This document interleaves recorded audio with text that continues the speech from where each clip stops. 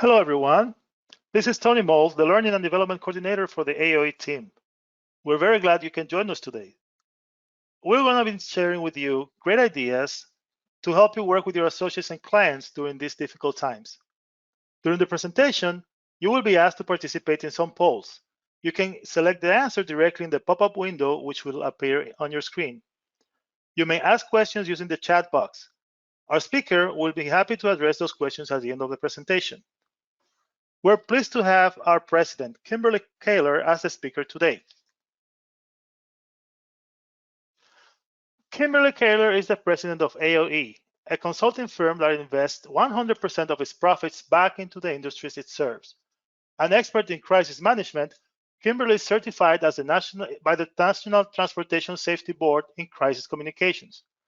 Recently selected as one of the most influential people in the industry by Concrete Construction magazine, Kimberly previously served on the U.S. Secretary of Transportation's Women in Transportation Roundtable. So welcome to our presentation, Kimberly.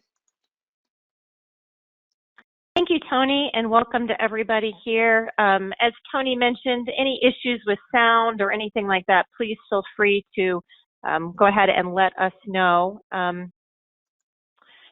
So diving in, some little tidbit of what I'm not going to share today.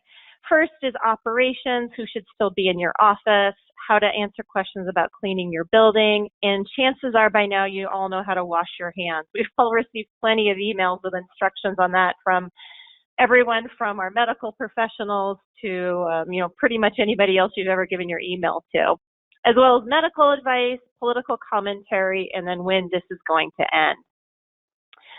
What I am going to share is actually summarized in this one slide, and I will spend time going through all of these points, but this is a really great summary of what you can expect to learn today. We're going to talk a lot about being transparent, communicating early and often and with established channels and what that means, compassion and leadership and the role that that plays as well in our communication efforts. So the current situation. Typically, when I am talking about crisis communications, and I've made this presentation for many, many years as a training element, I'm talking about the planning element of crisis comm. Unfortunately, for most of us, we are already 1 to 2 weeks into a crisis in terms of our communications efforts, and we're doing a lot of things on the fly.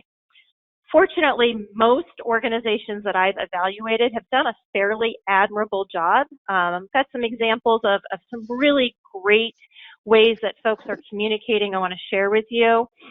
The challenge is, since most are doing this ad hoc without a plan, everything they do requires the new process and another setup, and it's almost as if you're forming a plan every single time you have to respond to something. So that's one of the things that I want to talk about today. Is it's still, very appropriate to set up a plan. We're not through this crisis yet, and then how to navigate it as we move through time. So typically when we talk about crisis communications life cycle, we've got prepare, we're identifying, and I'm going to talk about that. Crisis breaks, we go through the response, we then react, evaluate, resolution, and then, a debriefing at the end. For most of us right now, we're in crisis breaks, initial response, and then we don't even have time to go through any sort of evaluation. We're then responding and back to crisis breaks. So how can we alleviate that cycle? And this presentation I'm giving has evolved quite a bit in the last week just based on our current scenario. So we can still develop the plan and its key components. We aren't through this crisis yet. Many will argue that we're just beginning. So I know I have a lot of communicators that are on the call today, whether you wear a marketing hat or maybe a communications role executive with your organization. So how important is the communication function? A study by the Institute for Public Relations released earlier this week, 3/4 of respondents said communication function's been very important. So you have a seat at the table in terms of the messages that are being delivered. And then in terms of preparedness, 30% said that their organizations were very prepared. So many of us are playing catch up or dealing with things on the fly. Other challenges that we're seeing, how prepared is your communication function to handle it? Again, maybe 41% said their communication function was prepared. And then how involved is the communication team? And this is where things differ a little bit from crises that I've been involved with before. From an internal standpoint, you can see on the left, and then communicating externally on the right. Most of the crises that I have worked on in the past, working with organizations, tend to be externally focused, meaning most of the communication efforts require more of an external response than internal. You still make sure that your employees and your internal teams know what's going on. But for the most part, at least those in the industries that we work with, the focus has been a lot more on internal. So it brings a whole new set of challenges. How much of a priority is the communication function on specific stakeholders? And you can see right here, the majority of our efforts right now is on employees. A release yesterday noted that 63% of people want daily updates from employers about the coronavirus. And we'll talk a little bit about that. How much is too much? What is expected? But really interesting times from a crisis communication standpoint. So what exactly is a crisis? Crisis is a sudden and unexpected disruption that does all of these things, requires an immediate response, likely to require decision-making actions, involves notification of others outside your organization, has the potential to attract extensive news, media coverage, et cetera, to your company. And this is the list that I usually use when I do crisis communications training. And as I was putting this together earlier this week, notice I didn't even have pandemic on the list. And I didn't add it. I wanted to point out that that's not something we even talk about when we're typically trying to identify a crisis. Obviously, the slide will be updated moving forward. And I have actually assisted organizations with everything on this list with the exception of terrorism.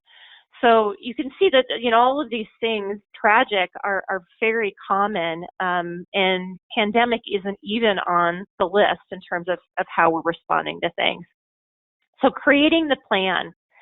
Again, stages of crisis communications, typically in the pre-crisis stage, you're monitoring risk. So you're looking and actually brainstorming what is a potential situation that could impact our organization, our company, our association.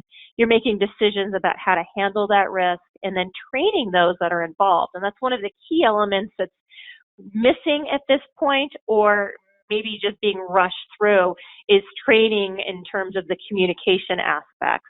Then during the crisis, it's collecting and processing information, creating and disseminating those messages, and then post-crisis with the effort of evaluation. So if we were developing the plan not in a time of crisis, first thing we would do would be setting a kickoff meeting. We'd discuss the potential crises, areas of concern, and actually define what constitute a crisis for your organization. Identifying a crisis team, and I will talk a lot about the team members, so I won't spend much time on it now, but defining their roles and responsibility, then finalizing the action plan, and then, that key component of actually finalizing the action plan is making sure everybody has a copy of it, they understand it, it's updated on a periodic basis, and then things as simple as making sure that key leaders of the plan have the plan at their home. If your plant, burns down because of a fire and the plan is kept there, obviously it doesn't do you any good. So identifying all of those different things. And then education of employees is really key. Obviously, we're talking a lot about employees right now related to coronavirus. One of the key stakeholders that most of us are communicating with the most. But in some crises, if they're more externally focused, oftentimes the biggest audience that we may be talking to could be the media. And we need to make sure that we're educating the employees on the plan as well as the key messages as well. So things to consider: internal logistics. What are the procedures for emergency crisis meetings? Who needs to be briefed? Who needs permission? That's a real important one. So as you identify in the crisis plan, who actually has the authority to sign off on things? Who is actually assembling the right language, the right response to things? And then what sort of approval channels have to go through? And I've seen this during the last 2 weeks with starts and fits with the clients that we've helped, that there's a rush meeting, a lot of discussion, everybody really well intended, and then somebody goes and drafts something, and then it circulates by email, and sometimes there's too many cooks in the kitchen, and there's no clear authority or process for how things move through the approval process. So that's real important. And then how to contact crisis team members. Having that good old-fashioned telephone tree, who calls whom, and how do we make sure that we're keeping people in communication with the information, especially now that so many of us are working remotely. So lessons learned, especially during the last couple of weeks, as my organization has helped many organizations with their crisis response, is there's not a one-size-fits-all. The key takeaway for me has been that the response really has to be in tune with your culture. And what I mean by that is now is not the time to reintroduce a new vision statement or a new central core set of beliefs. It's really key that whatever you are sharing at this point, loud and clear, the key messages align with who you are as a culture.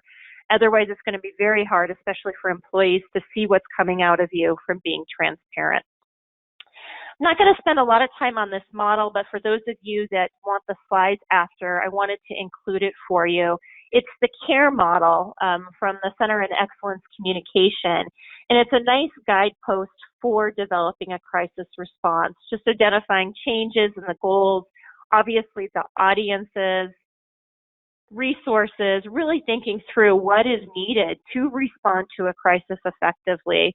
And I'm sure many of you have experienced that in the last couple of weeks. It's taken a lot of time to make sure that you were effectively communicating. A lot of meetings, I'm guessing, for all of you on the line today.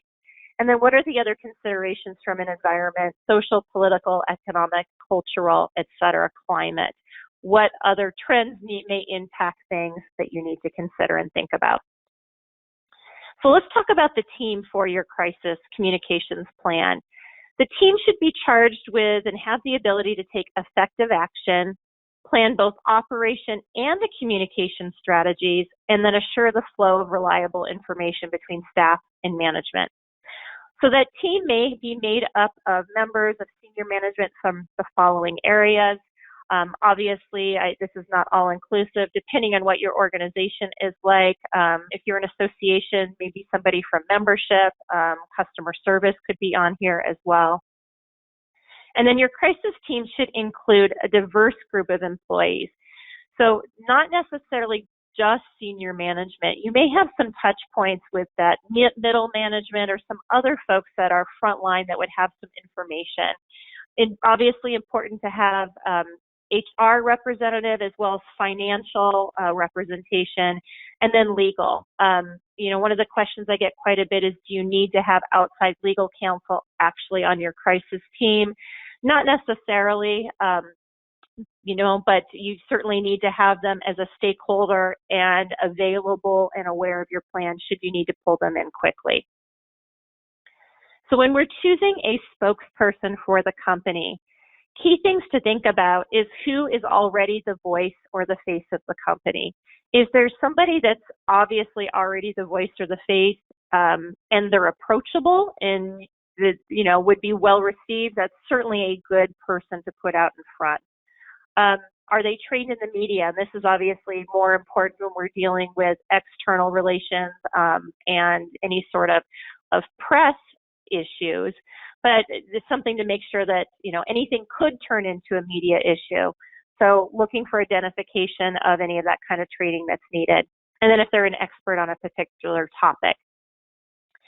One of the challenges that some organizations will fall into is they either just assume that the CEO or the president has to be the spokesperson, or they don't necessarily have the bandwidth to have a lot of people as the spokesperson.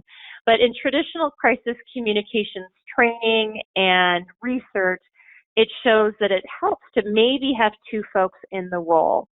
And what I mean by that is that CEO, the highest person in the organization, in many cases can be brought in to be more of the voice of compassion. So if there is a job site fatality, for example, You may have your lead executive be the one that actually shows the compassion, the information related to, condolences to the family, to the community, etc., the safety message. And then the next layer down, maybe it's your VP of construction, maybe it's somebody from HR or operations, is the one that comes in with more of the operational nature. When we look at this from the coronavirus perspective, I think that's actually really important because the emails that I've seen coming out have two different functions in most cases. A lot of them are operational, and I'm speaking right now specifically to employees. So that message that goes to employees about how we're changing operations, the nitty-gritty, how we're going to work remotely, what all of this means, what, important information about your health care plan, et cetera. If you can use sick time, probably is better off coming from your HR director, maybe a VP of operations, et cetera. And then those notes of compassion, those that are really connecting to your organization, your audience, your employees, coming from your president, from your CEO. It can be a little confusing if the president and CEO is talking about operational nitty-gritty things that need to get out, but then also being compassionate at the same time. You may end up having some complaints of, gee, he or she, the president or CEO, isn't showing any compassion because they were just all nitty-gritty and details in the email. Or where is the meat of this information? I'm thankful for the compassion, but what does this mean in terms of operations? So again, that dual role is important. The other benefit of having two people is if for some reason that second layer down says something that then needs to be retracted or corrected, it's a lot easier for the next layer up, president or CEO or executive director of association, to come in and say, hey, we misspoke, we corrected it, and then moving on. It's hard to correct it from the top level. So moving forward from there, making sure everyone's familiar with your values, your mission statement. Understanding who is crafting the crisis messaging is real important. Collaboration between spokesperson, senior communications team, and leadership. And then as part of the planning process, considering the assets that need to be created. What type of information needs to be ready to go? And then have some sort of media monitoring in place. Again, if most of your communication is with employees, it won't be as pertinent, but you never know when you may end up in the news. So that's a nice segue to talk about target audiences here. Target audiences, first is determining who your audiences are. Your employees, media, and then establishing the communication channels with each of them. Many of you have probably found during the last couple of weeks that there's no one-size-fits-all communication with both the employees as well as customers or members that you were trying to get in front of. So again, making sure you have those outlets identified in terms of what the different target audiences are. And then diving into our message here. This is where the science of public relations actually comes into play. So the public relations itself is a science, which for many of you on the phone, scanning your names before the call, I know that you're technical in nature, so hopefully that's good news, because with science, there is a formula for success. So PR is the formal way in which organizations communicate with their publics. So publics refers to groups that influence the business activities of a company or an association. And then obviously we have examples of audiences here. The key takeaway I want you to recognize from this slide is that public relations is planned or managed communication. So if we have an opportunity with a crisis communications plan to plan out what we're going to say, we can weave in those key messages about safety. We can weave in those key messages about you're the technical leader and the innovation. You can certainly do them on the fly, but it's a little bit more challenging.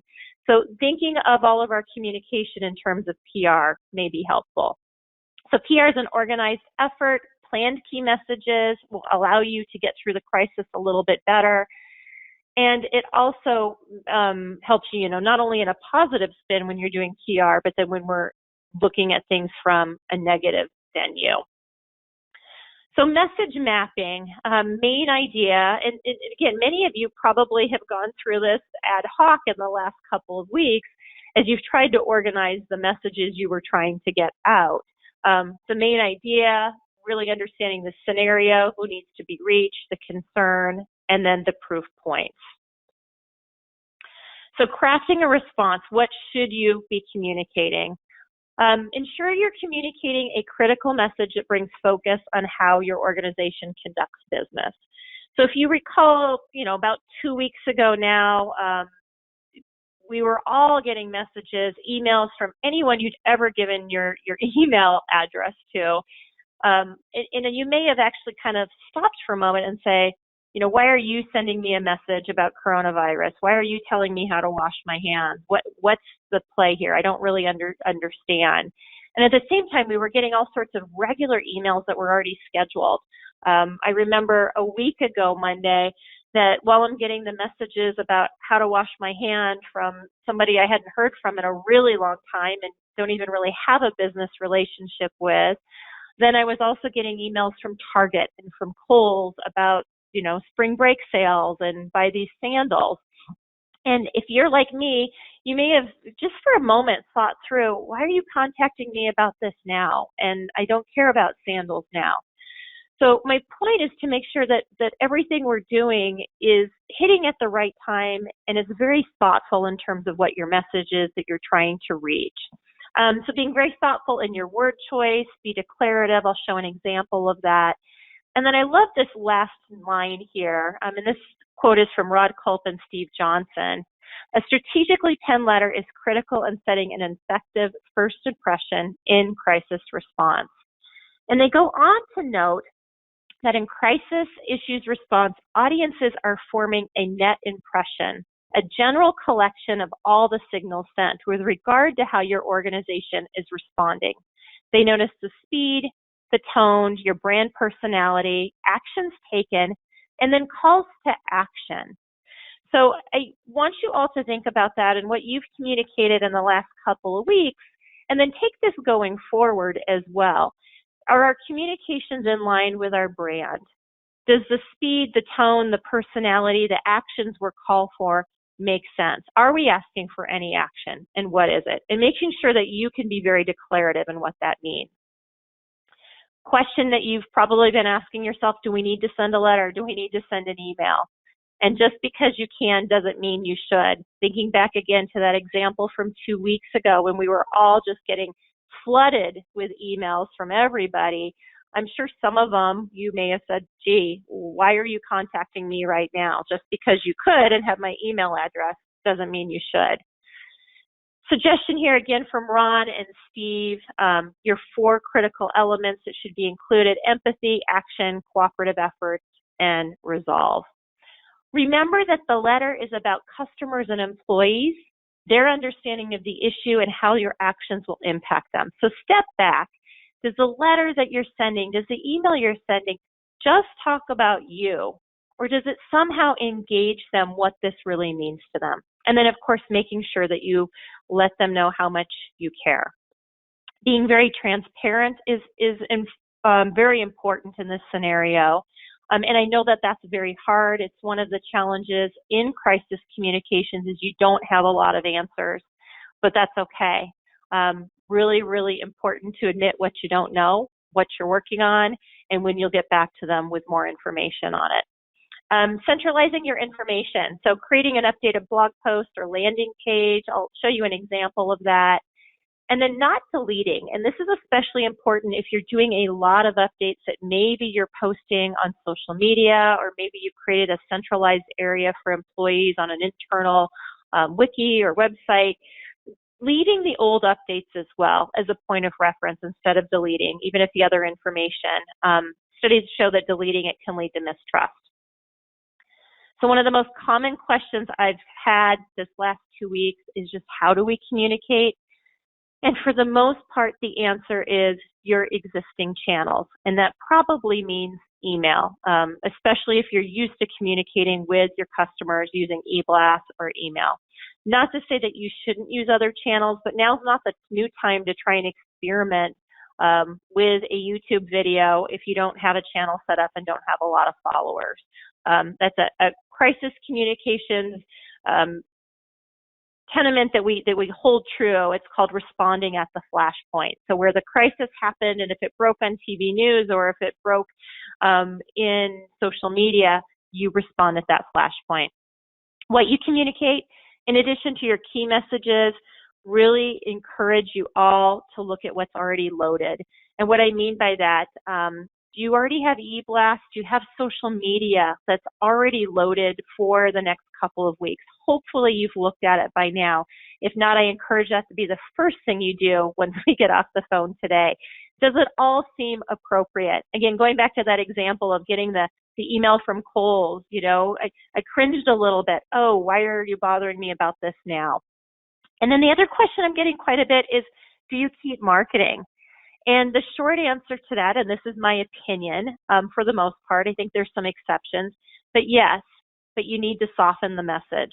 And my team and I have spent a lot of time, we started this discussion last week, and we've been on several calls this week to try and determine, well, what do you really mean by soften the message? Try and define that a little bit better. And one of our clients actually explained it very well. He stated that for social media, let's keep doing it, but this is not a time to actually be celebratory in nature. So look through your social media posts. If they're very rah-rah, hey, we're so excited about this new project, can you tone it down a little bit? Maybe it's a little bit more about resources. Maybe you focus a little bit more on your team. And then establishing expectations. Another big rule of crisis communications is to tell your audience when and where, how often you intend to communicate.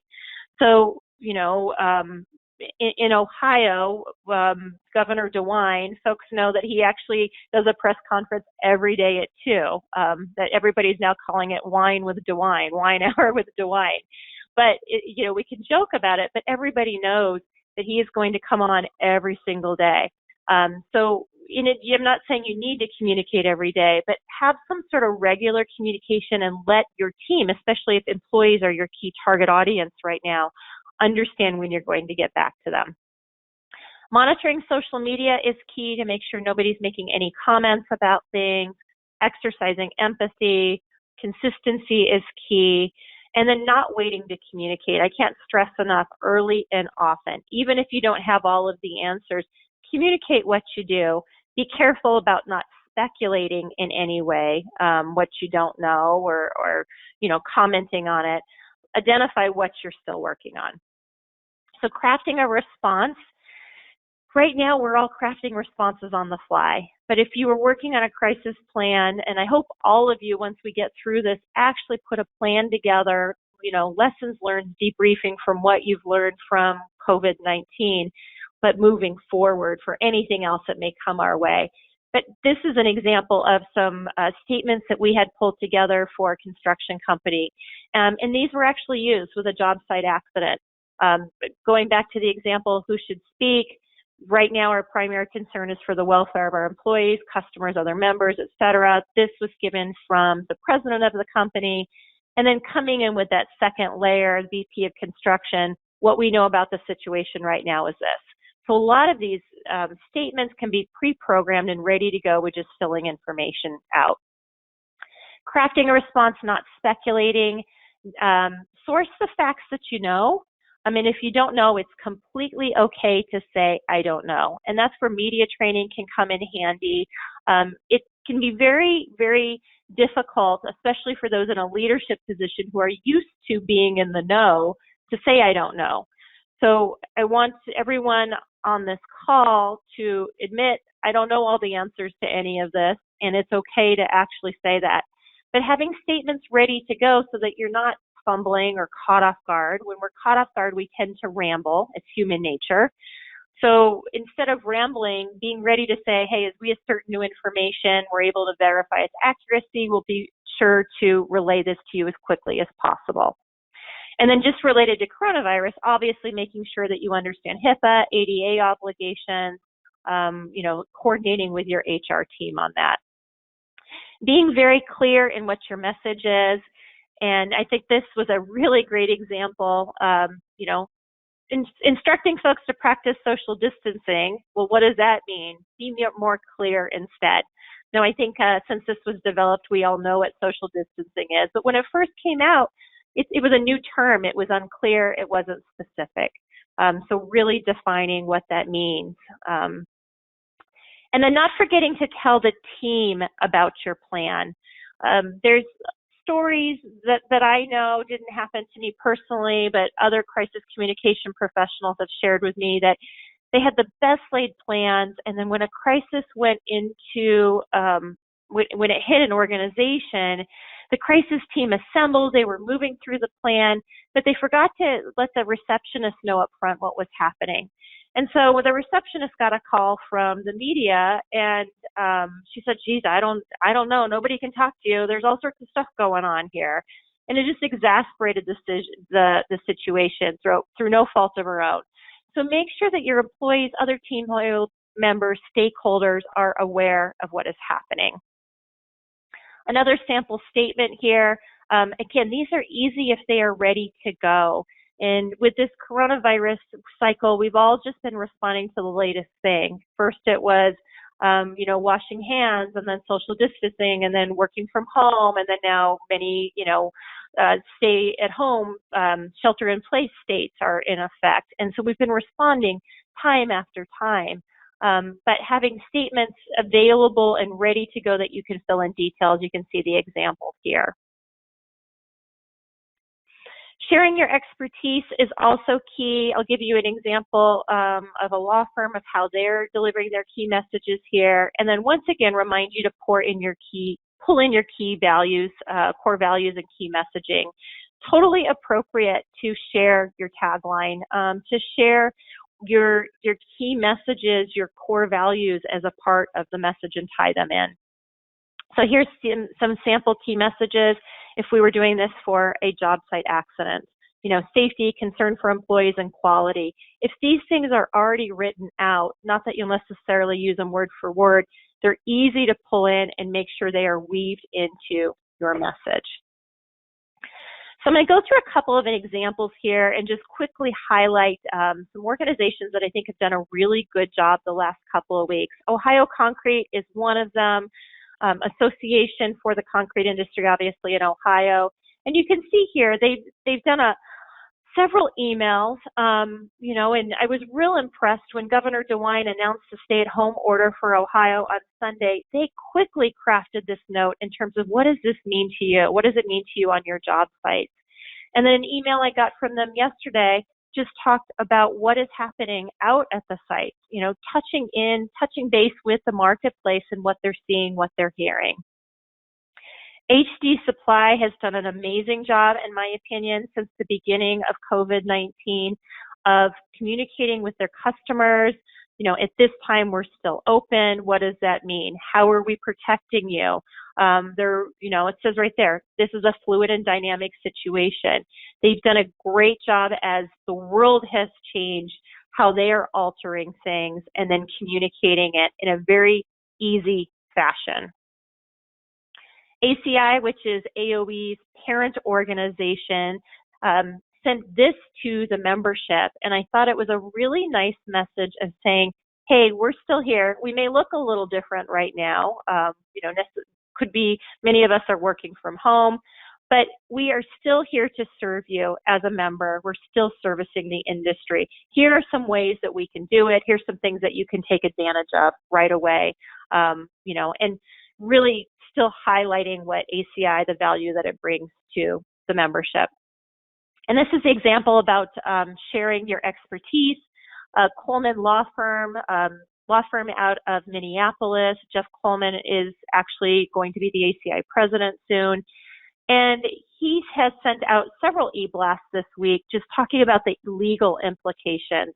So share your information. If you have expertise related to this, guide your clients through it. Provide them with that kind of detail. Dayton Superior and Simons has also done a really great job, in my opinion. What does it mean for inventory? We're taking this seriously. So not just, hey, here's the ruling, but we're looking ahead to make sure that we can still be a good supplier to you and be a good partner to you. And then Cold Spring, a great example of something they put on their social. And I think this was done very, very tactfully. And I actually remember talking it through with them. Last week, they had a webinar scheduled, and the decision was, do we still go ahead with it? And the decision was yes, but to do it, to make sure there's a little bit of softening in the intro. But then this nice message here of working from home, you can still stay current. So still marketing, still selling, but it's not that hard sell. It's more, hey, we're here as a resource for you and providing information. And then an example from an engineering firm, again on social. We hope you're staying well. We're working remotely, but we're still here to deliver the quality services we're known for. We're committed to our clients and the project schedule. So again, some really great examples of what's out there. If you look at all of them, you're going to see key messages, the corporate brand comes through, things are appropriate. This is a good example, hey, what this means to you. It's not just, hey, here's an update of what we're doing. Here's an update of what we're doing and what it means to you as our clients, as our readers. And I believe this is the final example that I wanted to share. Crichton International sent out a newsletter earlier this week, and they go beyond, hey, we're taking care of our employees, even though that's the first line, and we hope you are all safe and well, to offer some resources. So, coming soon, here we're going to have a video on real-time concrete monitoring. Here's an industry report with some statistics about how COVID-19 is already impacting our construction industry. Here's a listing of resources to help you navigate through construction challenges. So I really loved their approach here. It was not just the same old thing, hey, we care about you and we're all trying to be safe, wash your hands, but here's some resources we've assembled for you during this time of crisis. And then this is actually the last example. This is a microsite that launched yesterday for an HVAC contractor AOE works with, and it's an assembly of resources. And if you are communicating quite a bit with your target audiences, especially if it's external, you may want to actually create some sort of resource, a microsite or hanging off your site. So all of the information is cataloged in one area. And then this is an example of actually building a microsite as well for Doka Wallington, not related to COVID-19, but a crisis they had, public relations situation, and built a site in Polish as well as English, as many of the those impacted by this PR situation are Polish Americans. So key element here is to make sure that you're speaking to the audiences literally in the language that they speak. So in the interest of time, and I knew I was going to run out of time, I'm going to flash through the next couple of screens really, really quickly. Wanted to leave them in here so that they are part of the slide pack for any of you that want them. But this gives you a good feel for once we get through COVID-19 and you're building out your crisis plan for the long haul, what tactical outlines may look like. So this is a summary slide of what a first hour response would be as outlined for, say, maybe a job site accident. Team leader, what they're doing, all the different steps that they would be working with, everything from notifying the insurance and broker company to identifying a spin-off crisis. Notice here actually advise the receptionist how to route calls. The role here for the safety manager, going into the team leader, again, all first hour response, and then the spokesperson. So real, quick overview of what it may look like as you build these plans out at a later date.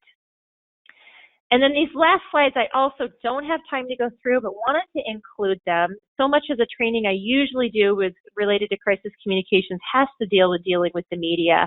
So a couple of real quick highlights here, and then we could, spend more time on this at a different time, but just making sure that we all understand the key elements of working with the media here.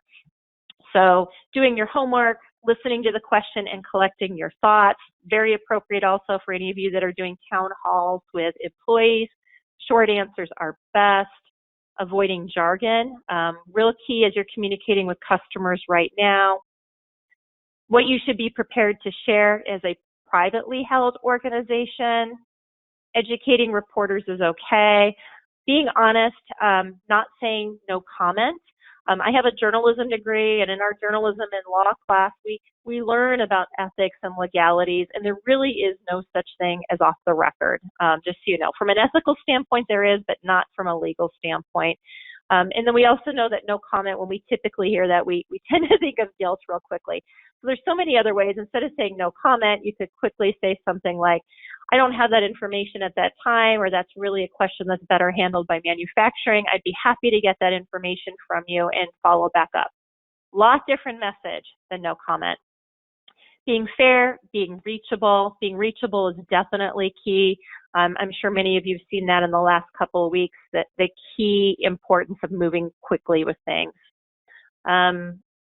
All more details related to spokesperson guides dealing with the media, not being forced to directly answer poorly worded or leading questions. You can see the example here. We're not buying out competitor X. Instead, as a matter of policy, we don't comment on industry rumors. So language, not speculating on things beyond your area of competence. Again, that would apply to COVID-19 as well. So final thoughts here. I'm going to go ahead and move back to that original slide and share, some key takeaways and themes before we open up to questions. First one is just being transparent, acknowledging that we're in a time of crisis. You don't have all the answers. Be upfront with what you don't know and maybe how you're trying to figure it out. And then, of course, communicating when you will get back in touch, especially as it relates to our employees. Communicate early and often with established channels. Ask yourself, what does each audience need to know? What you share with employees is chances are is a very different message, or at least maybe somewhat different with your customers, with your members, with your clients. You almost can't over-communicate in a crisis, and I have almost written here because I want you to look at things in terms of, are we communicating just to communicate, or do we actually have something to share? And remember, the sharing part comes from those that are receiving it. What information are they really gleaning from it? Don't wait to respond until you have all the answers.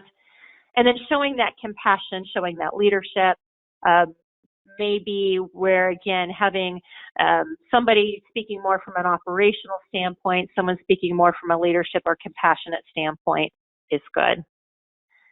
And then as a reminder of AOE, these are all of the services that we provide. So if we can help anybody during this time, we'd be happy to. We've written many, many statements. I've offered that my time is free of charge. If anybody just needs to get me on a phone and review something, I'm there for you. This is something I have a lot of expertise in, and I'm happy to help our industry through it. So with that, I'm going to turn it back to Tony for any questions. I failed to actually launch any of the polls, so I apologize for that. But Tony, I'll let you go ahead and take it away at this point. Okay, thank you so much, Kimberly. This was a wonderful presentation. The first question I have here is two questions.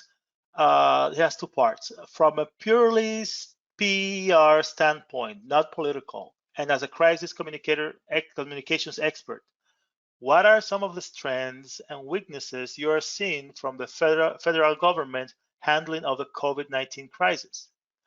And if you were in the Situation Room with those leaders, what advice would you give them?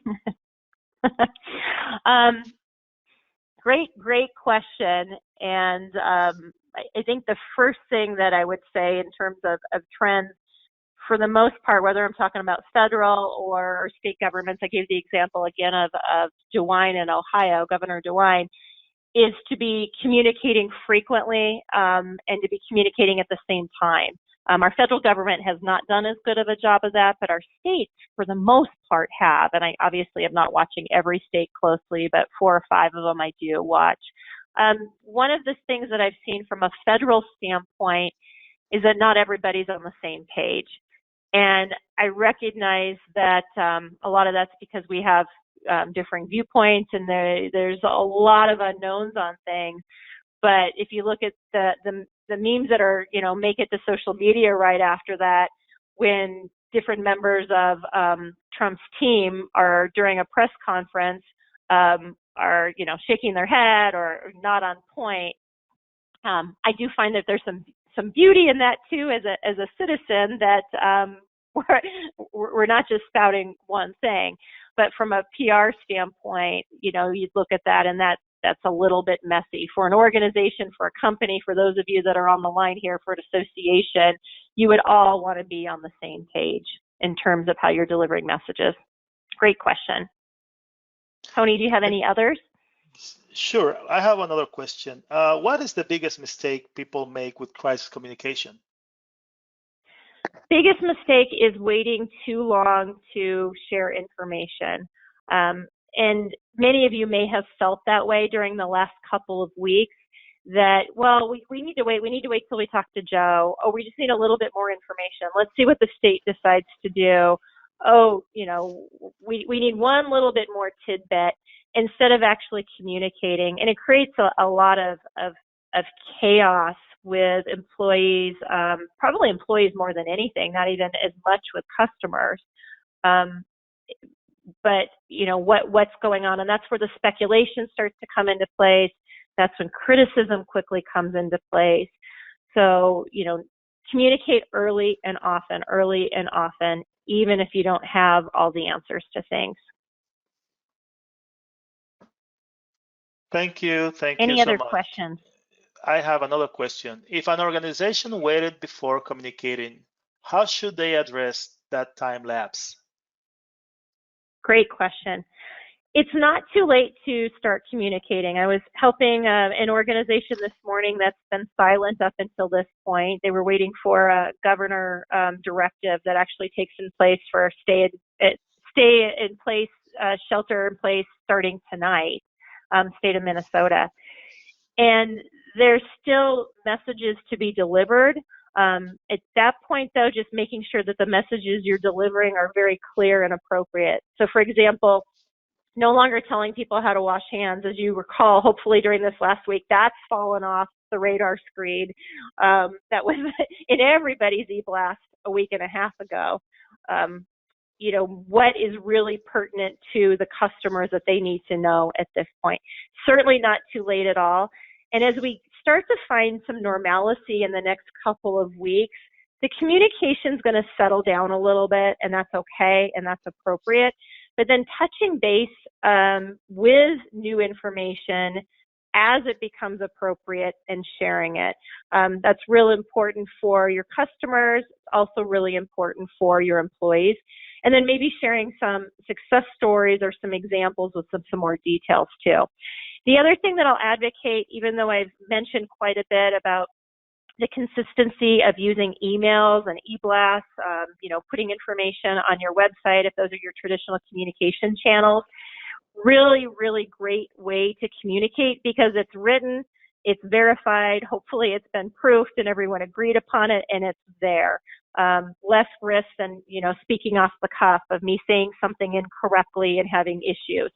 With that said, I encourage everybody, as appropriate, to make sure you are talking to all of your employees as human beings, one-on-one, on the phone, and talking to your clients as well.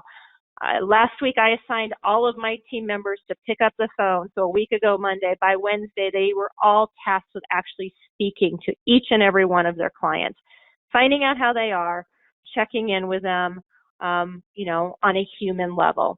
So even though this communication I've talked about here is planned and really, really important, if you have a sales organization, send out that email that talks about, hey, customer, we're still open, but how we do things is different. Maybe shipping is different.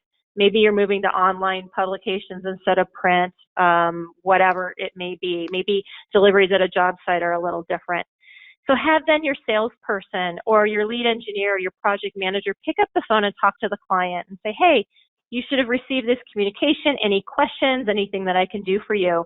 We can't let this planned communication get in the way of that human contact that we all need now, especially we're working remotely and it's a crazy time.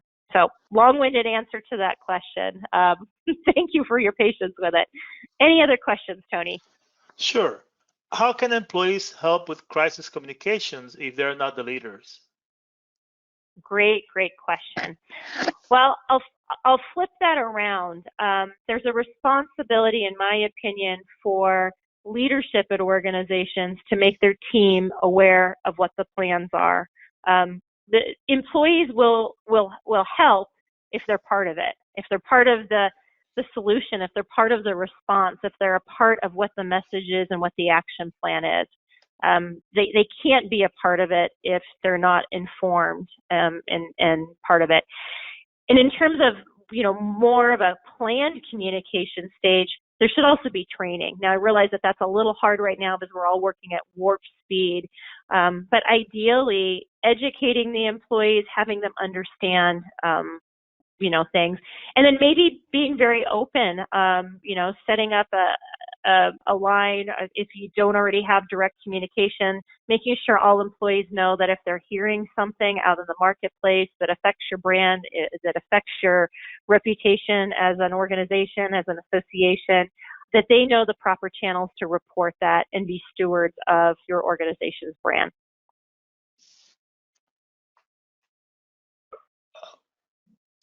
Thank you, Kimberly. Any other questions? We don't have any other questions. Thank you so much. If I could offer one more thing. Oh, sure. If anybody is interested in this slide pack, you can see my email address here on the screen. Feel free to send me an email. We will actually send out to all attendees this recording in a couple of days after we go through editing. So if this is something that you would find helpful for your management team, or maybe 6 or 9 months from now when we start to move through this and we can all build crisis plans that aren't on the fly, feel free to pull that up. And we also house all of our webinars on our AOE webinar microsite as well. Thank you, Tony. Thank you, Kimberly. And thanks to everyone for joining us today. Since we don't have any other questions, this is the end of our presentation. Just remember that you will receive a survey after we leave the webinar. Please let us know your feedback. And I hope we found this seminar useful, and enjoy the rest of your day.